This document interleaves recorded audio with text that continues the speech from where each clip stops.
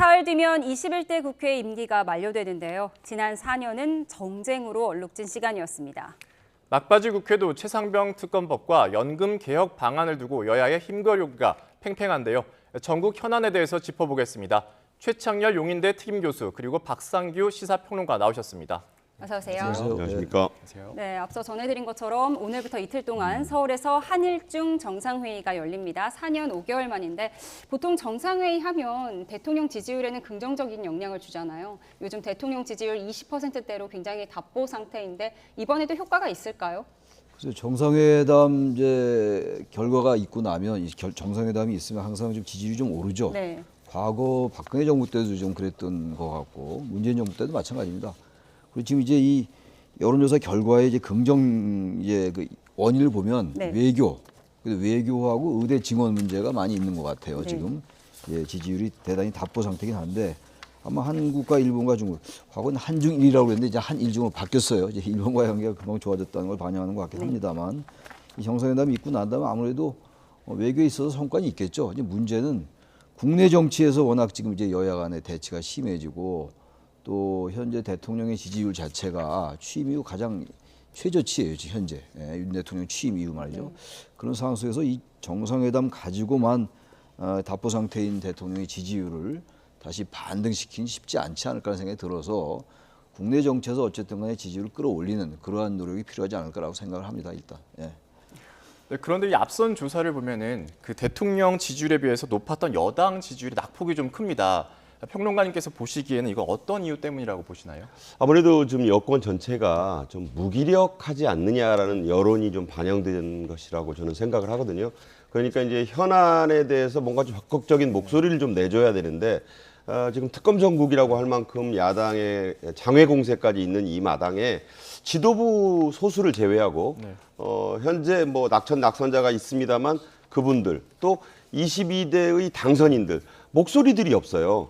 그러니까 뭔가 비판을 할 거면 하고 또 찬성을 할 거면 하고 좀 뚜렷한 목소리를 내줘야 되는데 헌법기관이었던 분들 또 헌법기관이 될 사람들이 특히 여당으로서 아무리 숫자가 적다지만 과거에 84명을 가지고도 야당의 역할을 제대로 한 적이 있는데 108석이라는 의석이 너무 적다라고만 보면 또 그렇지만 컵의 물잔처럼 반이나 된다라고 생각하고 좀 적극적으로 임해줘야 되는 거 아니냐. 네. 그래서 기존 지지층들도 그런 데 대해서 불만을 좀 갖는 것이 아닌가. 뭐 야권 지지층은 역시 진짜 뭐 좀 즐기는 거 아니냐. 심하게 말하자면 너무 그런 그 정책적도 대안도 별로 안 나오고 그런 것들이 복합적으로 지금 작용하지 않나 생각이 됩니다. 네, 지지율 분석해봤는데요. 여야 정치권 얘기 본격적으로 해보겠습니다. 민주당을 비롯한 야 7당이 모여서 최상병 특검법 통과를 촉구하는 대규모 장외 집회에 나섰습니다. 국민의힘은 떼쓰기 정치라고 비판했는데요. 먼저 듣고 오겠습니다. 부당한 대통령의 거부권 행사를 우리 국민들이 힘으로 거부해야 하지 않겠습니까? 찬성표를 던져야 합니다. 그렇지 않는다면 귀하들은 8년 전 겪었던 일을 다시 겪을 것입니다. 순직 해병대원의 안타까운 죽음을 정치적으로 이용하는 무도함을 넘어 급기야 국회를 박차고 밖으로 나가 떼쓰기 정치까지 보여주고 있습니다. 네, 조국 대표가 8년 전 일을 언급했는데 8년 전 일이면 탄핵을 말하는 거겠죠? 탄핵이란 단어가 요즘 좀 자주 나오는 것 같아요. 8년 전이면 2016년도잖아요. 2016년도 12월 9일 날 박근혜 전 대통령이 탄핵 소추가 의결됐어요. 그리고 2017년도 3월 10일 날 헌법재판소에서 이른바 파면됐던 겁니다. 이제 그 부분을 얘기를 하는 거고 조국 대표만 저렇게 얘기한 게 아니라 지금 화면에는 이제 이재명 대표의 다른 발언이 나왔는데 어제 그 장외 집회에서 그런 말도 했어요. 이재명 대표가 국회 입법권을 무시하고 상식을 위배하면 권력의 주체인 우리 국민들이 대통령을 다시 심판할 것이다 이런 표현을 썼거든요. 이건 사실상 탄핵을 의미한다고 해석할 여지가 있죠. 그리고 국민의힘으로 이 억압하고 이 저항하는 것에 대해서 심판을 내려야 된다 이런 의미인데 이제 야당에서 야권에서 그래도 제1야당에서는 정청래 최고위원을 제외하고는 잘 이렇게 탄핵 얘기가 그렇게 이제 명시적으로 나오지 않았는데 이제 당 대표의 입에서도 이제 장외 집회에서 저런 얘기가 나오고 있는 상황이 됐어요. 내일 이제 월요일 날 본회의에서 이 최상병 특검, 해병대원 특검에 대해서 표결이 이루어질 것 같은데 결과를 정확히 예측할 수는 없겠습니다만 아무튼 지금 야당은 최대한 이제 공세수를 끌어올리는 거거든요. 근데 문제는 여당이 이제 계속 특검에 대해서 이번에 내일 정도까지는 막을 수 있을 것 같긴 합니다. 그 결과도 알 수는 없겠습니다만 잘 모르겠습니다만 그런데 문제는 22대 들어서 지금 이제 제1호 법안으로 이제 이 최상병 특검을 발의하겠다라는 거예요, 야당이. 그럼 이걸 언제까지 이렇게 거부권으로 막을 수 있을 것인지. 게다가 지금 야당의 주장이긴 합니다만 현실이 그래요. 네. 지금 최상병 특검에 대한 여론이 높습니다. 국민 찬성 여론이 높아. 이게 현실입니다. 현실이고 또 공수처가 수사를 지금 하고 있습니다만 공수처가 수사하더라도 기소권이 검찰에 있다라는 이런 지적들이 있단 말이에요, 지금. 그게 사실이고 이런 상황 속에서 과연 여당이 계속 이런 식으로 밀고 나가는 게 이게 과연 아까 야당 대표들의 얘기처럼 이거를 과연 버텨나갈 수 있을지 전 전략을 좀 다시 짜야 될 것 같아요. 다시 이태원 참사법 합의해서 통과시킨 것처럼 여당이 야당과 좀 그 독소조항이라는 거 있잖아요. 그런 부분들에 대해서 조율을 좀 다시 해서 그런 다음에 합의해서 어쨌든 특검을 통과시키고 그리고 나서 정면 돌파를 해야 될 것 같아요. 이 부분을 계속 이 거부권에서 하는 건 저는 한계가 있다고 생각합니다. 찬성 여론이 높다고 말씀하셨는데 결국 이 장외 집회가 여론전에 나섰다 이렇게 보시나요? 네, 그렇죠. 개혁신당도 개혁신당은 빠졌잖아요. 그러니까 장외 네. 집회는 불참했지만 네네. 당론은 찬성 입장이다 이렇게 얘기했거든요. 네. 사실상 개혁신당은 보수의 뿌리를 두고 있기 때문에 어제 집회에만 안 나갔지 그런 입장이 나온 거예요. 그러면 야 8당의 지지세가 모여 있다 이렇게 봐야 되고 이게 이제 떼쓰기 정치라는 말을 썼는데 떼는 아니고요. 왜냐하면 22대에 가면 192석이잖아요. 지금도 압도적 과반수를 갖고 있는 그 야권이 떼쓰기 할 이유는 없다. 그러니까 떼쓰기라고 표현을 하지만 그 프레임보다는 뭔가 국민 여론이 60% 후반, 70% 초반을 왔다 갔다 하잖아요. 특검법 찬성 여론이. 그러니까 아까 최 평론가도 말씀을 하셨지만 이거를 계속 특검법이라는 방패만으로 막는 데는 한계가 있어요. 그러니까 여론이 뭘 원하고 있는가. 정치는 여론을 따라가야 되는 거거든요. 물론 여론에 끌려가서는 안 되지만 그렇다고 보면 아까 말씀하신 대로 이제 뭔가 수정안에 대한 합의 얘기가 나와야 된다. 그러니까 무조건 공수처와 그 수사를 검찰의 수사만 지켜보자고 하는 데 대해서 국민들이 그건 아니다라고 하고 있다면 어디에 민심이 무게추가 있는가를 좀 살펴야 된다. 그러니까 떼쓰기일 수도 있고 밀어붙이기일 수도 있지만 그런 데서 잘 민심을 살피는 게 여권의 또 대통령실의 그 방향이 돼야 되지 않을까 저는 그렇게 생각합니다. 말씀하셨듯이 마찬가지로 국민의힘에서는 야권의 이 특검법 압박에 대해서 떼쓰기 정치라는 말을 했고 또 이제 탄핵 바람몰이를 통한 국정 동력 약화 목적이다 이런 식의 비판을 하고 있어요. 교수님께서 보시기에 또 한편으로는 민주당의 이재명 대표의 사법 리스크를 피하겠다 이런 의도도 이제 관측이 되는데 어떻게 좀 봐야 될까요? 야당에 아마 그런 속내가 전혀 없다고 할 수는 없을 거예요. 야당이 당연히 이제 여권을 무력화시키고자 하는 공세를 하는 건데 문제는 현재 이런 여야 간의 힘 겨루기가 말이죠. 국민들이 지금 우리 박상규 이제 평론가께서 말씀하셨습니다만 국민들의 여론이 어디에 있느냐가 중요해요. 그리고 야당의 속내는 지금 중요하지 않습니다. 야당의 속내보다 중요한 거는 이 현재 이 최상병 특검에 대해서 최상병 이 사건에 대해서 말이죠. 국민들이 지금 현재 공수처 수사가 좀 미진하다라는 생각을 많이 하고 있다는 겁니다. 그게 중요한 것이지 여당의 지금 주장처럼 탄핵을 함으로써 이제 그 탄핵 주장을 자꾸 하고 이름으로써 이제 이재명 대표의 이른바 사법 리스크를 이제 무마하기 위한 거다. 뭐 그런 속내가 있을 수 있겠죠. 근데 그게 본질적인 게 아니라는 거예요. 현재 최상병 특검에 여러 가지 얘기 나오는 것들이 보면은 아무튼 대통령과 대통령이 연루돼 있다는 그런 의혹들이 있는 거 아닙니까? 그래서 이른바 그래서 VIP 경로설이 어떠니 저떠니 얘기를 하는 거예요 지금. 네. 근데 VIP가 경로했다 안 했다 중요한 게 아니라 그 경로를 했다 안 했다의 그 말의 의미는 말이죠.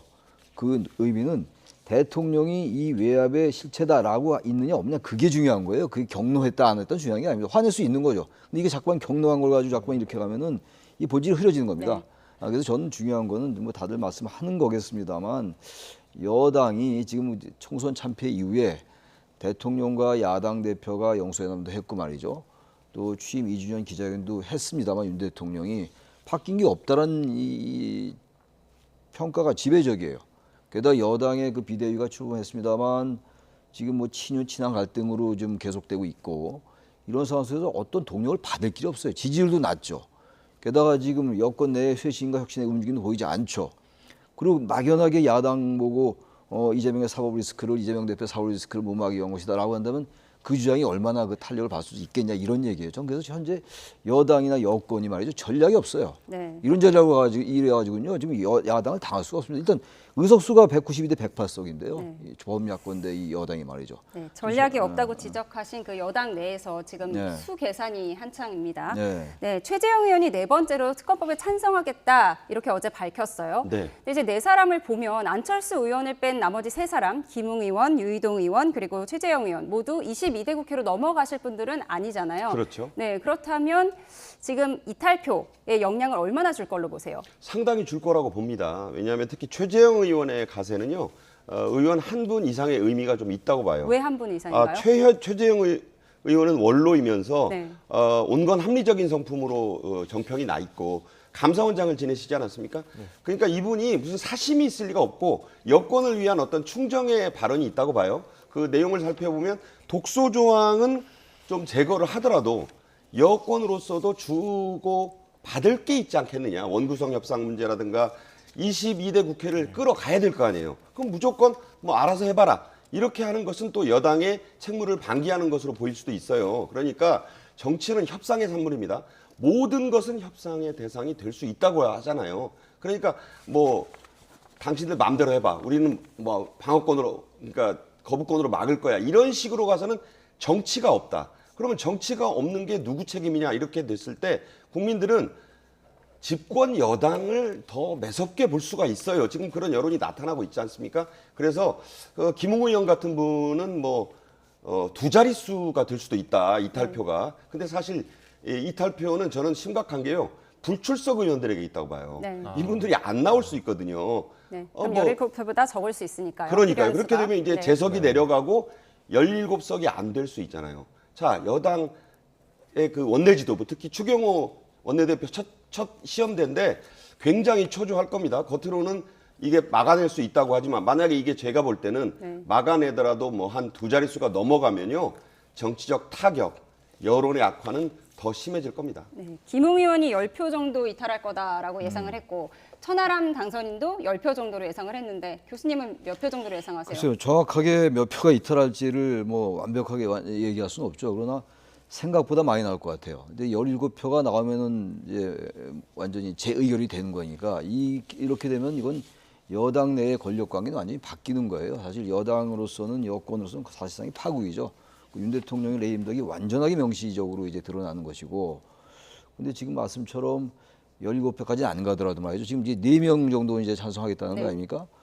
그럼 제가 봐도 4표는 더 나올 것 같거든요. 그래서 낙선자들의 불출석도 있을 것 같고, 네. 물론 여권 내에서는 이제 공공기관장 인사가 있기 때문에 그런 걸 가지고 이제 암묵적으로 보이지 않는 뭐 거래라면 거래라고 할까 그런 게 있을 수 있습니다. 근데 그게 뭐 얼마나 맥힐 수 있겠어요. 한계가 있다고 저는 보고 10표가 넘어서 10서너 표 정도 이탈표가 나온다는 말이죠. 설령 재의결이 안 되고 부결된다 하더라도 이 특검 법안이 이건 여당 내에서 이거는 뭐 상당한 정도의 파국에 거의 버금가는 이런 상황이거든요. 그렇게 된다면 제22대 국회 때는 숫자 자체가 바뀌는 거니까 의석 구도가 바뀐 상태에서 이탈표가 훨씬 줄어들어도 된다 이런 얘기거든요. 재의결에 필요한 이탈표가 네. 줄어들어요. 8표잖아요. 8표란 말이에요. 예. 8표 정도는 뭐 간단하게 넘을 수 있죠. 지금 10표가 될 거다 안 될 거다 이런 상황이란 말이죠. 그래서 이 부분을 같은 얘기입니다만 여당이 뭔가 전반적으로 발상을 전환해야 됩니다. 그래야 이거 견뎌내지. 지금 야권의 공세가 지금 만만치가 않아요. 이렇게 보세요. 이재명 대표와 조국 대표는 아까 잠깐 얘기가 나왔습니다만 사법 리스크를 받고 있는 야당 대표들이에요. 제가 볼 땐 조금 이런 얘기일지 모르겠는데요. 여야 간에 저는 22대 국회는 말이죠. 서바이벌 게임이 될 가능성이 높다고 생각해요. 생존 게임. 왜냐하면 최상병 특검이 만약에 통과되면 윤 대통령도 이제 서바이벌 게임이 될 수가 있어요. 네. 외압 실체가 있느냐 없냐의 문제이기 때문에. 그럼 이재명 대표, 조국 대표, 윤 대통령 이 여야의 대한민국 정치를 완전히 장악하고 있는 이분들의 사법 리스크가 노골화될 수 있는 상황이기 때문에 그래서 22대 국회는 서바이벌 게임이 될 수 있다고 저는 개인적으로 전망하는 건데 그렇게 안 됐으면 좋겠는데 그렇다면 이건 여당이 생각을 바꿔야 돼요. 이대로는 안 됩니다. 예. 네, 마침 박 평론가님께 질문 드리려고 하는데요. 네네. 추경호 원내대표 마침 오늘로써 취임한 지 18일째를 맞았습니다. 이 소수 여당을 이끌고 거야를 맞서야 하는 상황인데 말씀하신 부결 당론에 공개적인 반대 목소리가 나왔고요. 그리고 지도부로서는 이탈표 단속에 총력을 기울일 수밖에 없는 상황입니다. 이탈 규모에 따라서 추 대표의 그 리더십에도 내상을 입을 가능성이 있는데 어떻게 전망하시나요? 내상 정도가 아니죠. 네. 이건 그야말로 그 붕괴 수준의 지각 변동이 날 수 있어요. 만약에 네. 이게 10표를 넘어서 17표에 근접을 하게 되면요. 그러니까 무너지지 않아도 심각한 균열이 있으면 대피를 하잖아요. 그러니까 어떤 아파트나 뭐 이런 게 잘못 지어가지고 균열이 막 쩍쩍 가는데 뭐 대학 기숙사 바닥 잃었다고 다 학생들 나가잖아요. 그런 분위기가 형성될 수가 있다고 저는 보는 겁니다. 그러니까 왜 이러냐면 아까도 말씀하셨다시피 자, 여론은 원하는데 이걸 숫자의 어떤 그 공학적인 계산만 해가지고 빼기 더하기만 할 일은 아니다. 네. 그러니까 야당에서 오히려 여당의 친분 있는 의원들에게 일일이 지금 사신을 보내고 있잖아요. 박주민 뭐 의원도 그렇고. 그러니까 이런 분위기가 뭐냐면 아 이게 절박함의 승부가 있다고 봐요. 그러니까 추경호 원내대표가 믿거라 해서는 저는 안 된다고 봅니다. 만약에 그런 일이 있으면 정말 숫자를 손으로 세듯이 어디 총선 같은 데 보면 시골 지역의 의원들은 표를 손으로 센다잖아요. 네. 그런 자세. 의원 수가 지금 뭐 얼마 안 되잖아요. 그렇다면 내가 이건 지금 현재 몇 표다라는 걸 단단히까지 셀 수 있어야 된다고 봐요. 그런 절박감으로 연락이 안 되면 어떤 식으로라도 연락을 취해서 만나고 그런 자세로 가야지. 아니 뭐 아까 우리 말씀하셨지만 90자리가 넘는다는 자리가 있는데 뭘 그렇게 하겠어? 이러다가는 자칫 큰 사태를 피하지 못한다는 생각이 저는 개인적으로 들어요. 그래서 여당이 만약에 첫 번째 마지노선, 잘 아시다시피 마지노선은요 무너졌기 때문에 마지노선인 거예요. 마지노선이 지켜냈던 그렇죠. 선이 네. 아니지 않습니까? 네. 그런 것처럼 마지노선을 믿고 그 독일군의 침공을 그 방심했다가 전 물론 독일군 얘기하는 거 아닙니다. 그렇지만 그 마지노선은 정말 벽돌 하나하나까지 철조망 하나하나까지 점검하지 않으면 잘못될 수 있습니다. 네. 이탈표 규모에 대해서 저희가 전망을 좀 해봤고요. 공수처 수사를 좀 보도록 하겠습니다. VIP 경로설에 대한 추가 진술이 나왔어요. 그러니까 여당 쪽에서는 공수처 수사 잘하고 있다. 그러니까 특검이 필요 없을 수 있다. 이런 의견을 내고 있고 또 반대로 기소권도 없는 공수처에 무슨 힘이 있느냐. 그래서 특검이 필요하다. 지금 이런 주장이 맞서고 있잖아요. 물론 경로했느냐 안 했느냐가 중요한 거 아니라고 말씀하셨지만 이제 앞으로의 수사 전망 어떻게 보세요? 공수처 열심히 하겠죠. 그리고 이제 처장도 이제 새로 임명이 됐고, 그리고 공수처가 그리고 이제 그 설치되고 난 다음에 뭐 저는 그렇게 썩 그렇게 수사 역량에 대해서 긍정 평가를 못 받았잖아요. 이번에 뭐 공수처가 명예를 걸고 하려 할 겁니다 아마. 근데 문제는 이거예요. 만약에 수사를 해가지고 공수처에서 이 대통령이라든지 대통령실에 그 외압이 없었다 이런 결론이 나오면 또 이제 야당에서 봐라 공수처 수사가 이렇게 이게 대통령 편을 들었다라고 얘기할 것이고. 특검을 또 주장할 겁니다. 그럼 특검 주장할 명분이 더 커져요. 근데 반대로 또 이제 공수처가 이게 막상 수사를 해보니까 대통령실에 외압이 있었다라고 한다면은 이게 특검이 안 했는데도 공수처가 그 정도에서 이건 여건이 더 큰 타격이에요. 그러니까 지금 여당으로서는 이러지도 저러지도 못한 상황이에요. 사실상 이런 상황을 알고서 이게 대응을 하고 있는 건지 그냥 같은 얘기로. 공수처 수사를 지켜보겠다. 이게 대통령께서 하신 말씀이잖아요. 대통령께서도 그런 얘기를 했잖아요. 그래서 만약에 공수처 수사가 미진하면 내 스스로 이제 특검하자고 주장하겠다라는 게 대통령의 발언이었다고요. 근데 그게 지금 제가 아까 말씀드린 그런 논리 때문에 이러지도 저러지도 못한단 말이죠. 특검을 과감하게 받고 어차피 전 공수처의 이 수사 가지고는 어려울 거예요. 이 수사 자체가.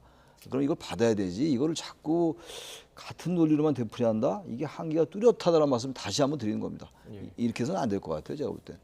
다음 주제로 넘어가 볼게요. 또 다른 여야 대치 사안이죠. 바로 연금 개혁 아닙니다. 네. 이재명 대표가 어제 여당이 주재한 소득 대체율 44%까지 양보하겠다 이렇게 밝혔어요. 평론가님께서 보시기에 이틀 전에는 44에서 45% 사이에서 타협할 수 있다 이런 의사를 밝힌 데 이어서 하루 한 단계 더 나아간 건데 어떤 승부수를 던졌다 이렇게 봐야 될까요? 제가 보기에는 이게 자꾸 처음에 이재명 민주당 대표가 팩트를 좀 잘못 짚으신 거잖아요. 원래 43대 45에서 44는 타협됐던 안입니다. 그렇죠. 근데 예. 그 안을 제시하면서 우리가 마치 통 크게 뭐 양보하는 거 사실 지금 1%잖아요. 계산해 보면 그 1년간에서 뭐 한 달에 10,000꼴이라고 하지 않습니까? 물론 뭐 시금석을 놓는다는 의미, 그런 의미는 크지만 그래서 뭘 대단히 양보하는 건 아니에요. 더군다나 국민의힘이나 대통령실은 그런 얘기하고 있잖아요. 이게 22대 국회에서 차분하게 논의를 해도 되는 사안이다. 왜 7일 날 21대 국회에서는 더 이상 합의가 어렵다고 해놓고 가만히 있다가 갑자기 대표가 영수회담까지 제안을 하면서 들고 나오느냐. 그러니까 이게 너무 돌연히 들고 나온 데 대해서 저희가 의심스럽다. 근데 저희뿐만 아니고 사실 중요한 게 부대 조건들이 있잖아요. 그러니까 기초연금과 국민연금을 통합하는 구조개혁 문제까지가 부대 조건으로 패키지예요, 이게. 네. 근데 그 패키지 부분을 떼고 44를 처음에 45라 그랬잖아요. 그게 또 합의한 것처럼. 그러니까 이런 것들이 잘못 짚은 혼선이 있어요. 이렇게 중요한 문제를 뭐 44인데 뭐 54 이렇게 차이 나는 것도 아니고 1% 차이를 민주당 그 대표 이재명 대표 같은 분이 헷갈릴 리가 저는 없다고 봐요. 만약 헷갈렸다면 그렇게 중요한 사안을 잘못 짚고 나온 데 대한 오류도 있는 것이고 자 이제 며칠 안 남았잖아요. 그러니까 제 입장에서는 누구 편드는 게 아니라 좀 차분하게 이거 국가 100년 대계잖아요. 70년 대계라는 말도 있습니다. 그렇다면 좀 더 차분히 임해도 되지 않겠나. 근데 이걸 또 여야 영수회담 문제로 제안을 하고 나오니까 너는 저희까지는 안 보지만 왜 이러지?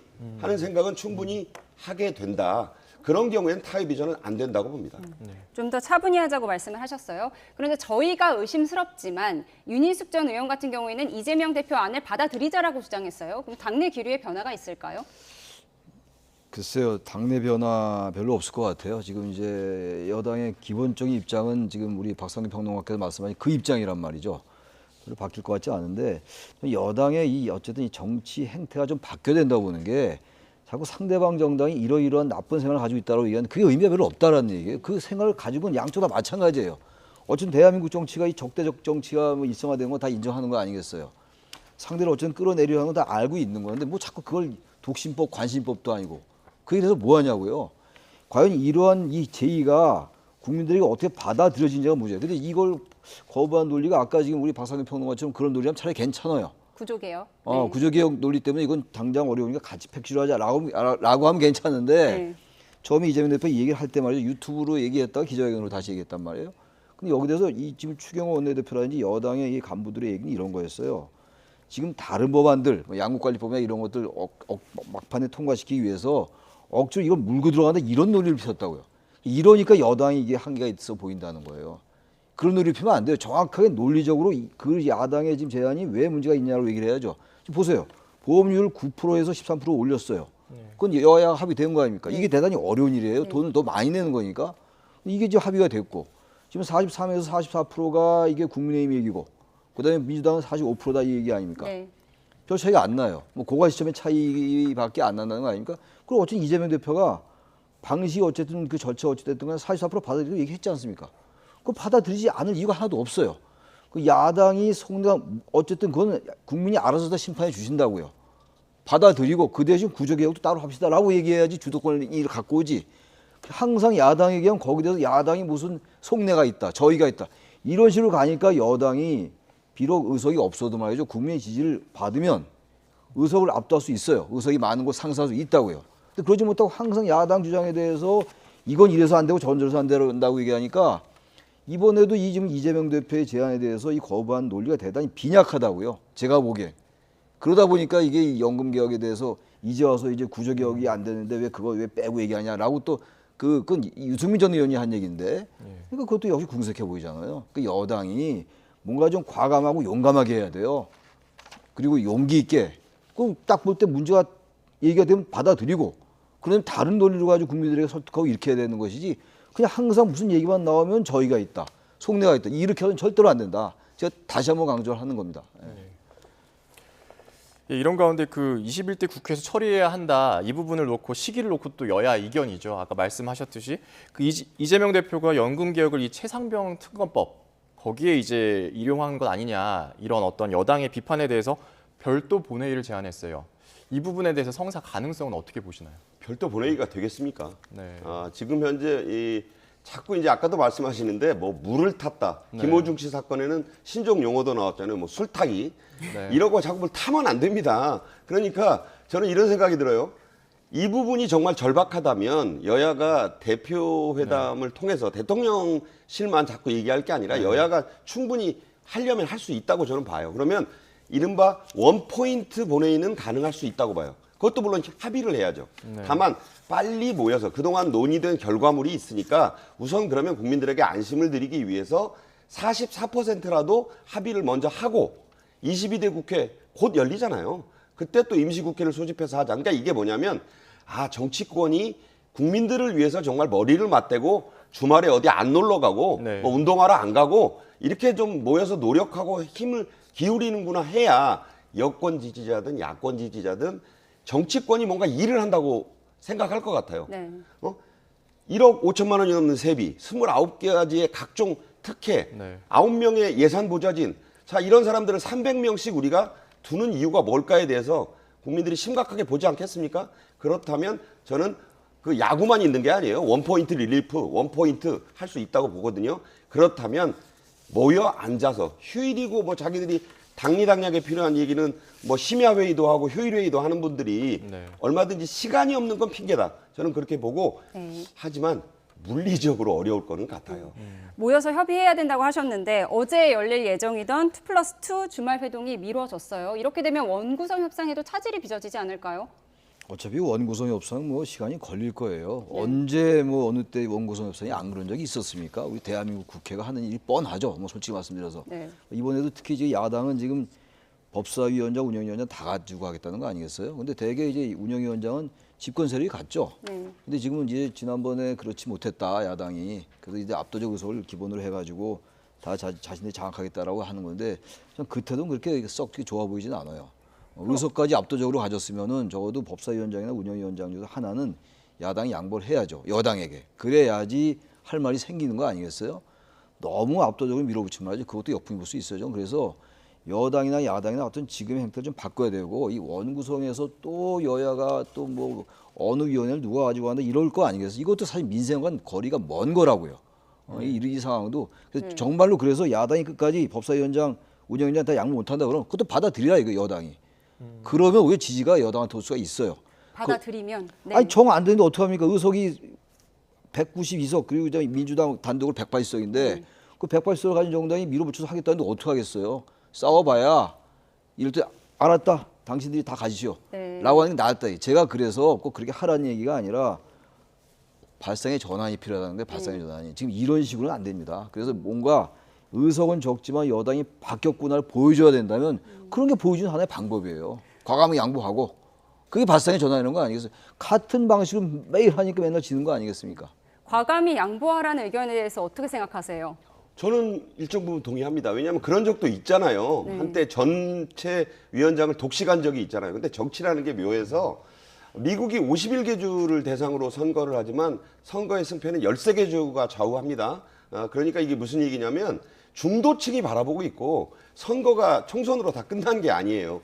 2026년 지방선거는 1년 앞이고 대선도 또 해야 되잖아요. 우리나라의 표심이요 희한합니다. 이게 웨이브예요. 그러니까 여당이 오만한 당회를 심판해 온 것은 저도 30년 넘게 이 정치를 보면서 여러분들도 느끼시잖아요. 그렇다면 독식이 독이 될 수 있어요. 그러니까 오히려 독식하세요 라고 했을 때 그거를 뭐 안 됩니다. 뭐 운영위원장은 우리 거예요. 이렇게 자꾸 할 경우에 또 없어 보여요. 그러지 말고 통 큰 정치를 한다. 물론 쉽지는 않은 얘기일 겁니다. 근데 이게 오히려 많은 의석을 가진 당이요. 운영이 더 힘들어요. 타이타닉이 빙산 피하려고 돌다가 부딪히잖아요. 작은 배가 민첩할 수 있어요. 그러니까 이게 보기에 따라 저는 다르다고 보고 원구성 협상도 운영위원장까지 먹는다고 저렇게 먹는다는 표현은 좀 그렇고 이 다 가져가겠다고 한다면 오히려 발상의 전환도 할 수 있고 또 그게 민주당에 결코 득이 잘 안 되리라 봅니다. 특히 추미애 국회의장 후보가 법사위원장 하겠다고 하는데 자꾸 그런 식으로 이렇게 되면 그걸 보는 국민들이 뭐라 그랬어요? 아, 저분은 선수에 관계없이 의장을 한다 그랬다가 법사위원장 하겠다 그랬다. 그러면 지지층은 열광할지 모르겠지만 반대쪽의 여론은 싸늘해질 수 있고 중도층은 더 싸늘하게 볼 수 있다는 점을 민주당도 좀 알았으면 좋겠어요.